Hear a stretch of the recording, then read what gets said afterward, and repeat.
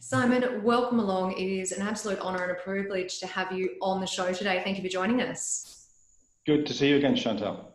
Absolutely brilliant. Now, you have 5 fitness, 1 wellness, 1 software brand in the Evolution Wellness portfolio. So just to start off today, would you set the scene and just give us a brief overview about those brands?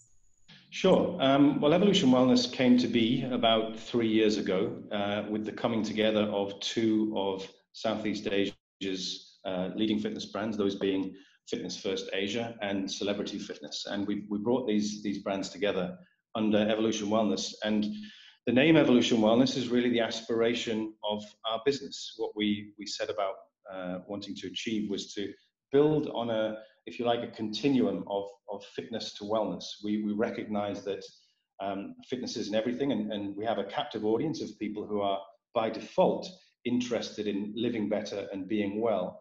So we felt that building a portfolio that was complementary to the members and customers' needs by being additive, other areas of wellness, be it recovery, be it nutrition, be it mental well-being, we felt that a really strong opportunity would be to build this portfolio of companies. So we have Celebrity Fitness and Fitness First, as mentioned. We have another smaller brand called Chi Fitness in Malaysia, which is 11 clubs.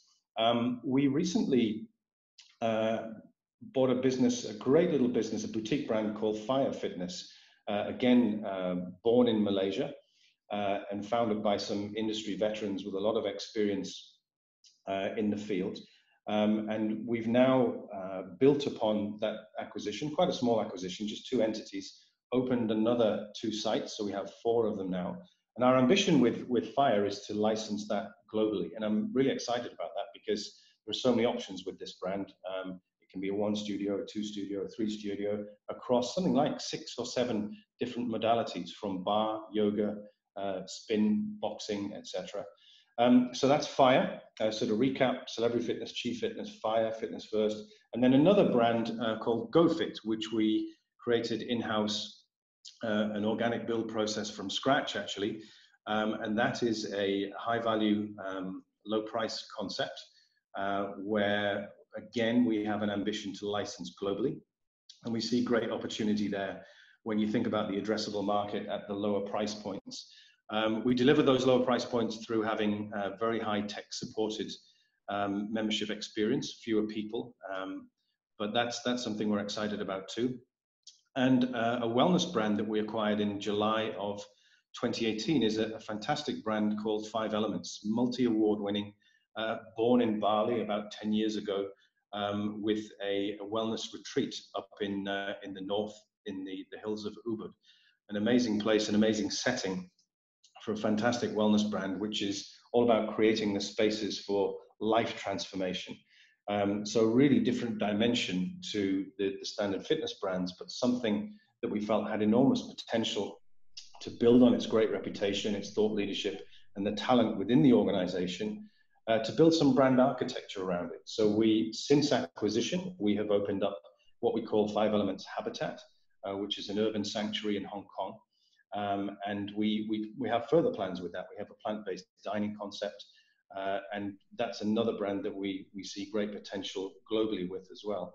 You mentioned also a software brand. We have a product called Circuit, which is a membership administration platform that we use for our 400,000 members at the moment. So administering millions of transactions from a joining process to a billing run to personal training transactions, check-in, check-out. So a lot of data flows through that product. And we have a front-facing app that dovetails with Circuit, which we have white labeled across our Fitness First and Celebrity brands, and we'll continue to do so across the other brands. We're taking that product to market as well. That's been built over 20 years, built by the industry for the industry.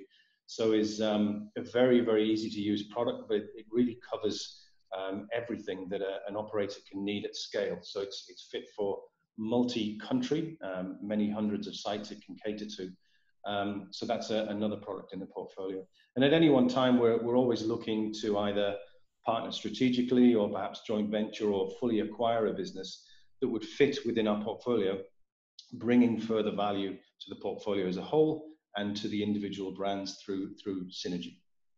Simon, in that description, you mentioned, of course, Fire Fitness, one of the brands that falls under your portfolio. And, you know, it's interesting because some of the listeners might actually remember we had Tracy Minoknuku on the show back in January of this year. She came on the show with Emma Barry and they talked about some different strategies for group fitness. So if anyone missed that, I'll make sure that I put a link in the show notes so you can go back and check that out. And I have to let you in on a little secret, which is throughout COVID shutdown, I've been at home doing Tracy's Fire workouts in my lounge room. Phenomenal. So good. She's a fantastic talent and a heck of a teacher. And, you know, talk about walking the talk. She walks the fire. Big time, big time. It's just brilliant. And, you know, one of the things that I was thinking about as you were taking us through that portfolio and the volume of brands that you actually have is, you know, as the CEO of so many different brands, how is it that you choose where to focus your time and where to focus your attention? Well, really, it's growth strategy that determines what the so-called big rocks are and therefore what the most important things are to focus on. But of course, in any given organization that is in growth mode, things are busy. I hate to use the word busy, but it's true. There's a lot happening. Therefore, it's always quite dynamic and you need to be able to react from one thing to the next.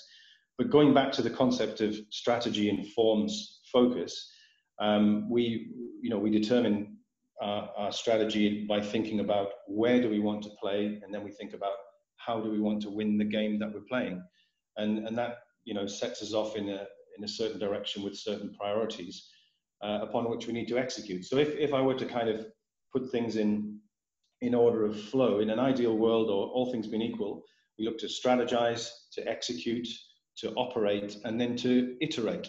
And the last two aspects, the operate and iterate, kind of go into a performance management loop where you then go into what we call inspect what you expect mode. So you've set the targets, you've set the ambition, you've strategized, you've executed, and things are now in play, or, you know, might be business as usual, so to speak.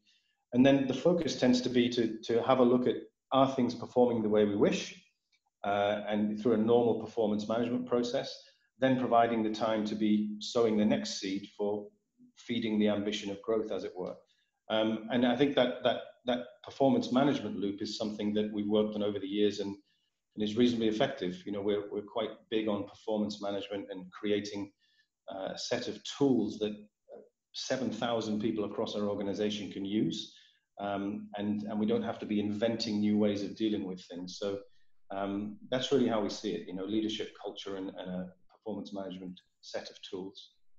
So Simon, let's talk a little bit more about that kind of that leadership side of things, because we caught up briefly just before today's interview and you were telling me about the coaching culture that you have within the business, and specifically you mentioned this certified master performance coach kind of training that you take your leaders through. Can you tell us a little bit more about that?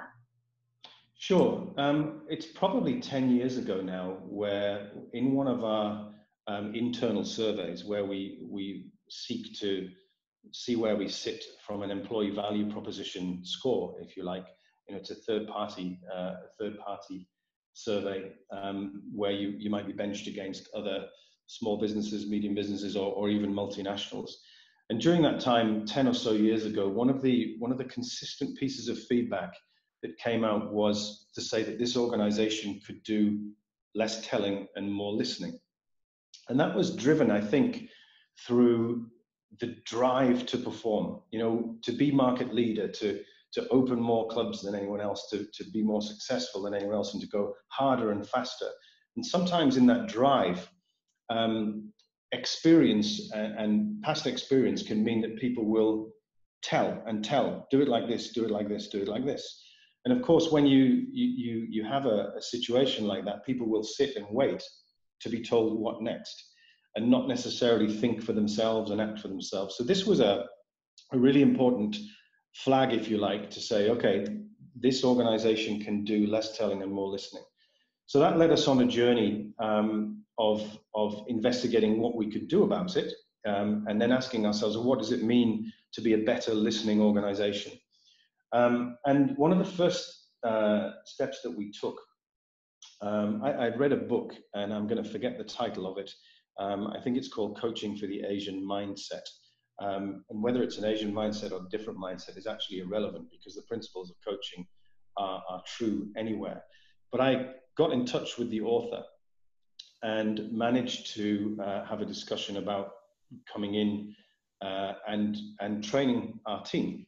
So myself and I think about 14 of us on the executive team went through a 60-hour course with this gentleman. I give him a plug because he's great. His name is YK Leon, and a man of his craft, an exemplary gentleman when it comes to the art of coaching, actually.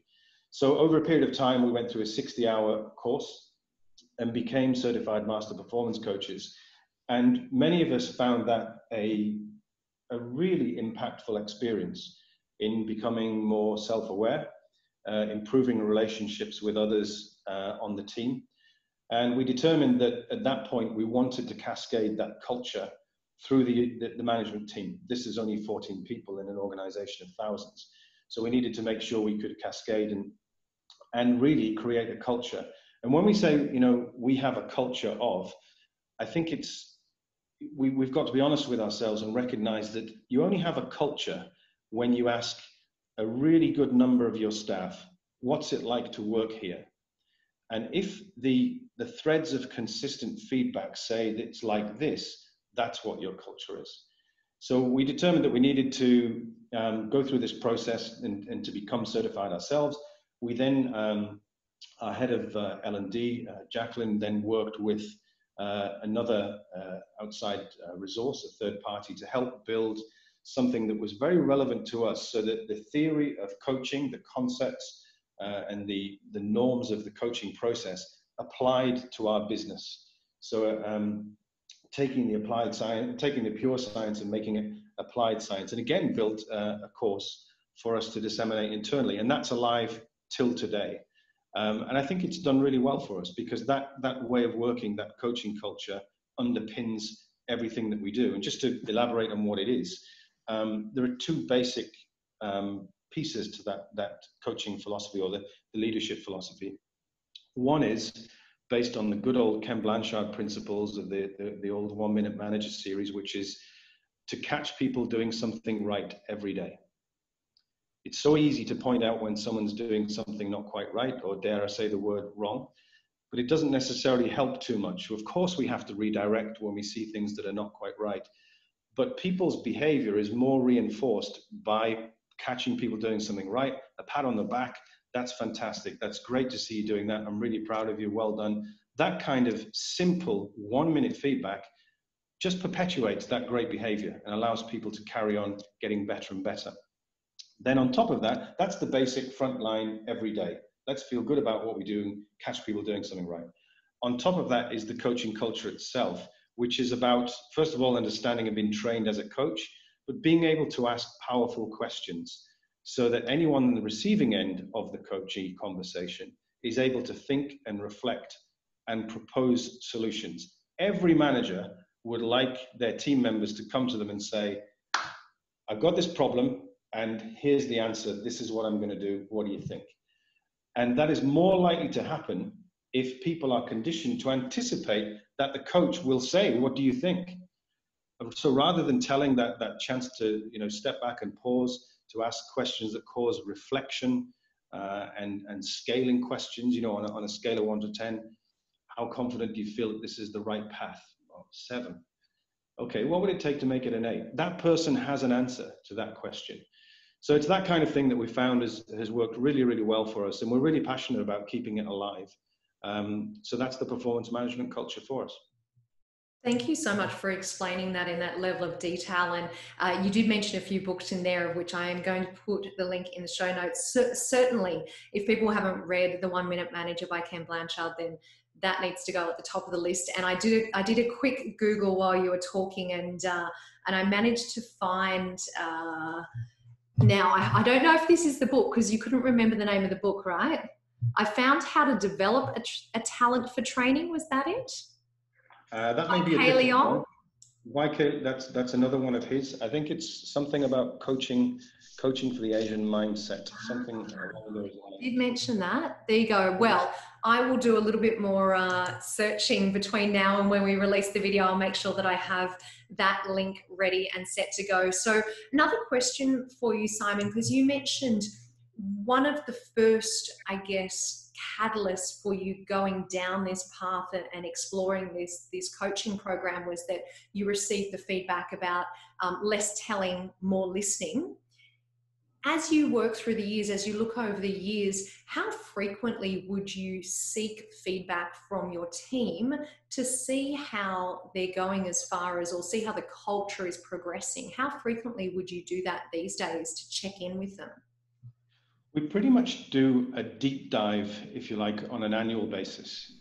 So when we do annual performance reviews and not necessarily year-end reviews, but periodic reviews, the deep dive tends to be on an annual basis. We do have ad hoc opportunities. We operate across 6 countries and 6 brands, as we've discussed. So the timing can be a little bit different by brand. But every year we'll do a deep dive and take a measure on that. And of course, you know, that feedback is everything, isn't it? You've got to be able to know where you stand so you know where to go next. It is so important. So I just want to thank you again for going into that detail. Now, one of the other areas that we talked about earlier on today was the performance mapping that you do, and you showed me that fantastic graph. Can you maybe explain a little bit more about that to the listeners so that they can understand the significance of the performance mapping within your organization? Sure. Well, again, this is, I must give credit to a colleague of mine who is our managing director in Indonesia, who,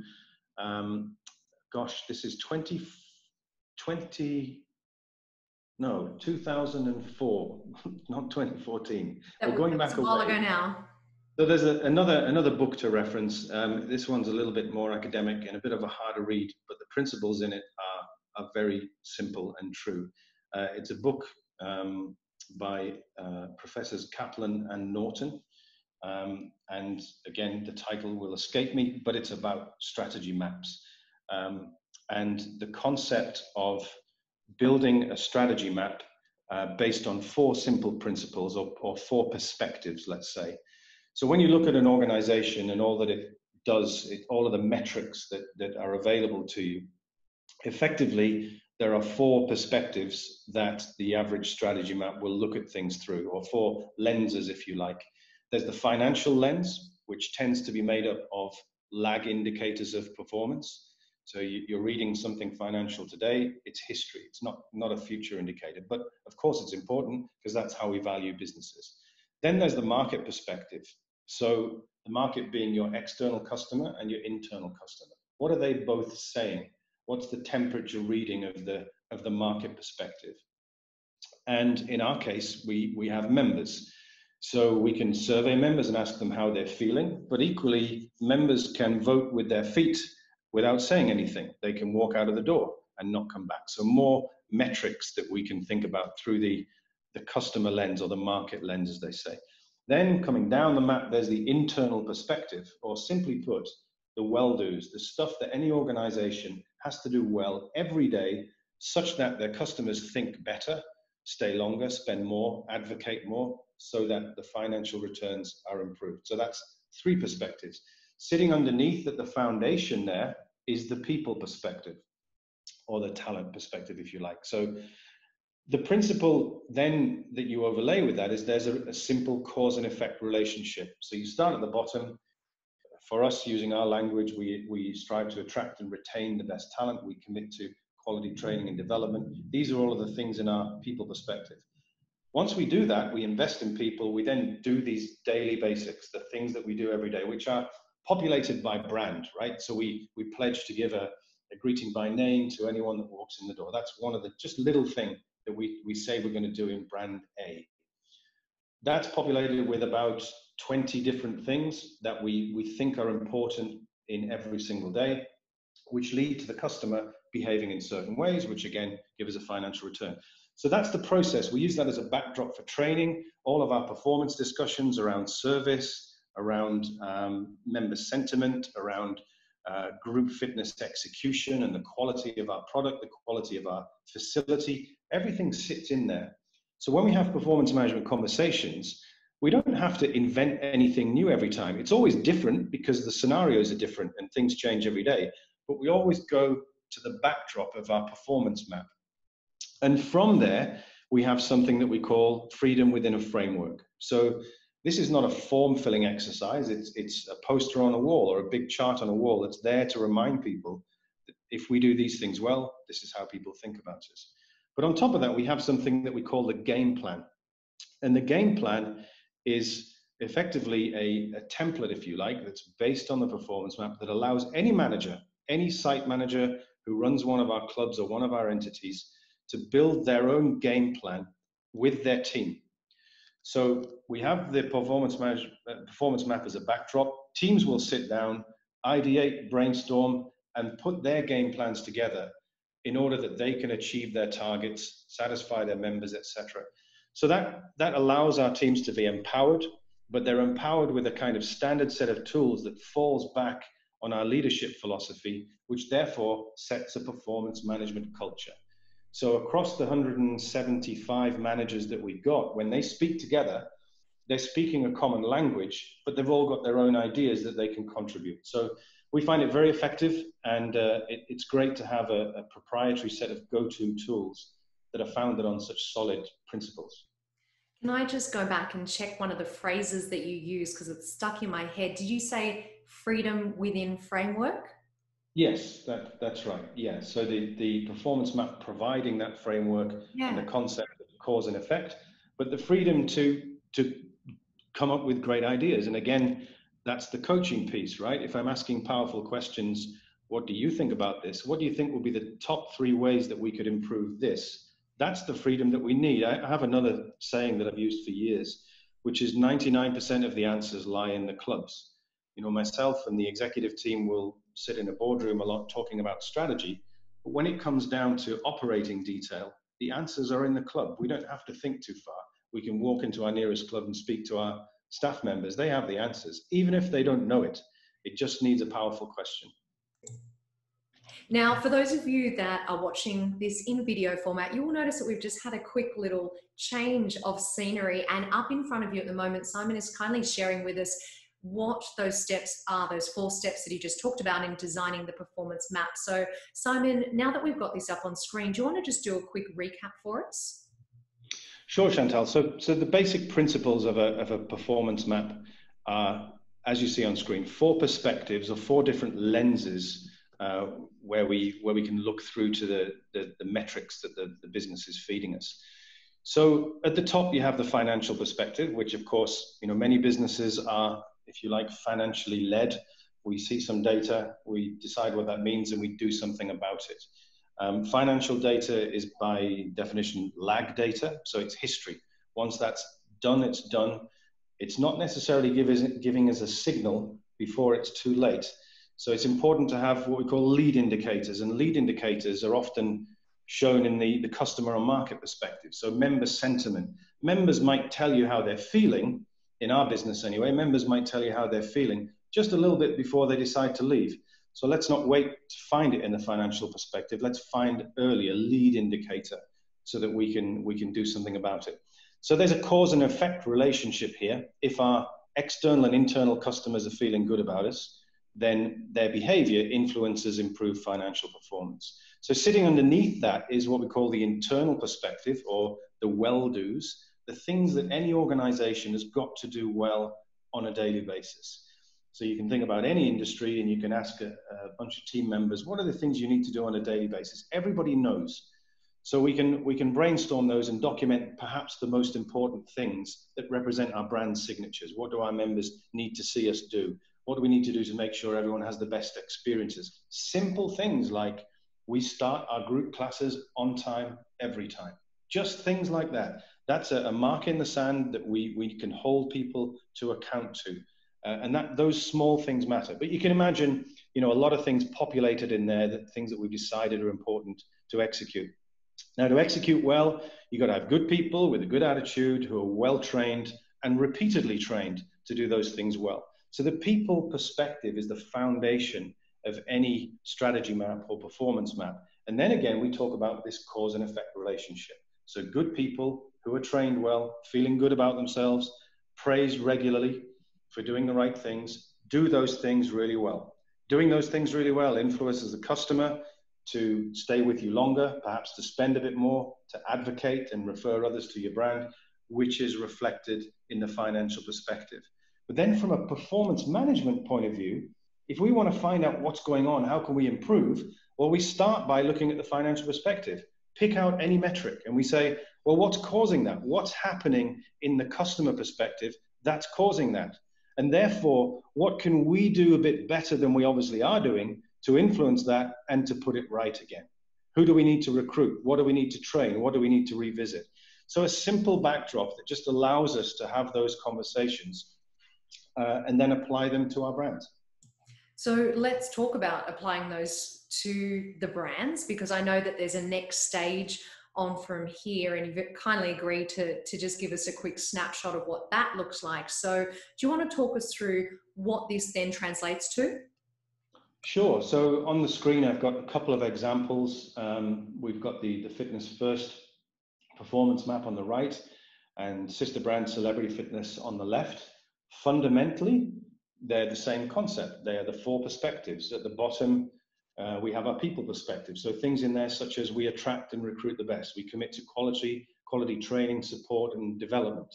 We care about our people and we empower them to deliver results. Whilst these are kind of, you could say, well, they're kind of cliche phrases. I've heard it said a million times. They're all measurable and they're all something that we can ask ourselves. So what are we doing about that particular point? So some of those things are common.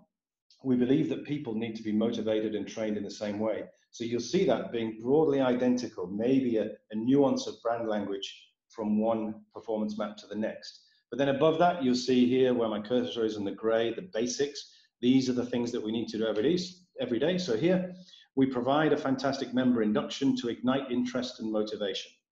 So that's just a simple sentence, but there's a whole load of process and training behind that, which is the customer flow, receiving them at the door, familiarization with people, introduction to team members, seeing which program they'd like to take, understanding what the goal is. So every one of those things has a whole piece behind it that then feeds how the customer is feeling. And what we've got in here is a market perspective. We have a brand promise, we have what we call our claim to fame, and we have how we expect our members to feel. So I'm going to jump across to Celebrity Fitness here because this is kind of cool. If we say our claim to fame is our clubs have the most lively vibe in town, what does that mean? So when we sit down with our teams and say, hey guys, we promise our members we're going to have the most lively vibe in town. So what does it mean? Someone inevitably puts the hand up and says, well, it should feel like a party in here. Good, it should feel like a party. What kind of things could we do so it feels like a party? Well, the music volume, our choice of music, the way we act, the way we smile, the way we behave, the energy levels. So all of these things bring out the very best in a motivated team to allow that brand to speak its truth, to allow that brand to be all that it can be. So that's how the theory turns into practice and really shines brand by brand. Simon, thank you so much. I'm absolutely immersed in these performance maps at the moment, and I've got to ask you a little sneaky bonus question. The top 10. We get the top 10 right every day. Are you willing to share what that means?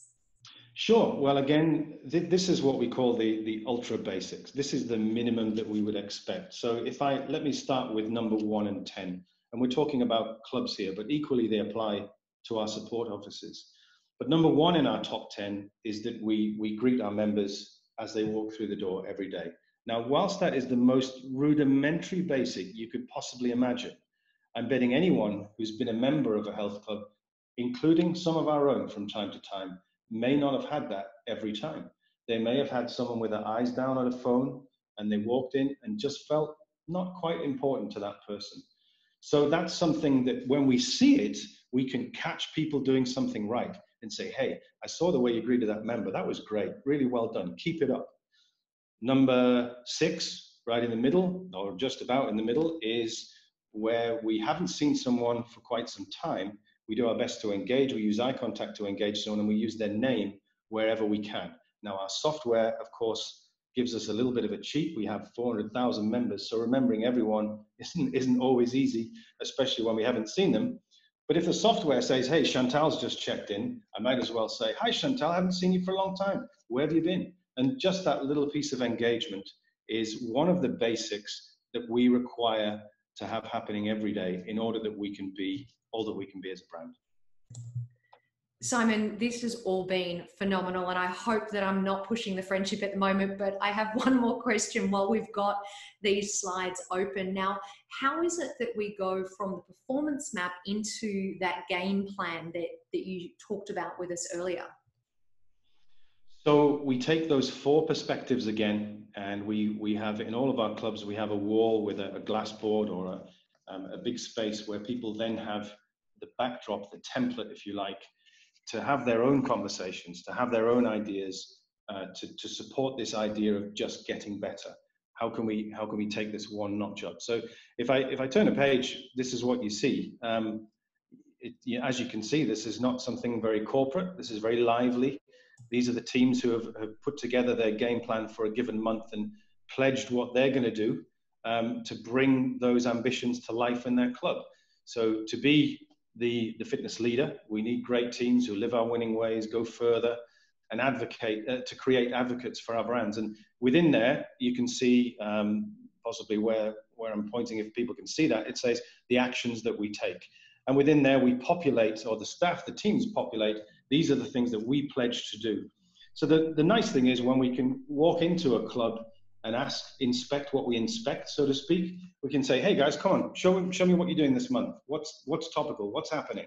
And they say, well, our big 3 focuses this time are this and this and this. This is how we're going about it. And this is the result that we're going to measure. So it's very empowering for people to kind of run their own ship, but we always know that it's anchored in really solid principles. Absolutely. And as you said earlier, that freedom within the framework. Thank you so much. I feel like we've just had a little behind the curtains sneak peek at the business. So Simon, thank you so much for showing us those images today. Simon, I've just got to say thank you again so much for allowing us to really take that look at inside the businesses and inside the brands and learn from your experience and from what all of the team have been doing. We are very, very grateful for you sharing that. Now, as our regular listeners know, we do wrap up each of our shows with our Keep Me Fit Inspiration.